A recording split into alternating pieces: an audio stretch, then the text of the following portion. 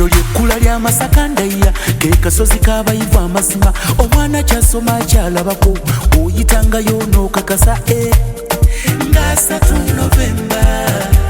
ye mega event yaffe Matanga tugenda kwolesa tugenda kwejaga kanaaba ketalo ow'erimi atemyeko 2 tobulangayo ne waffe Matanga tukwanirize waffe Matanga Hillview Primary Matanga Masaka City yonna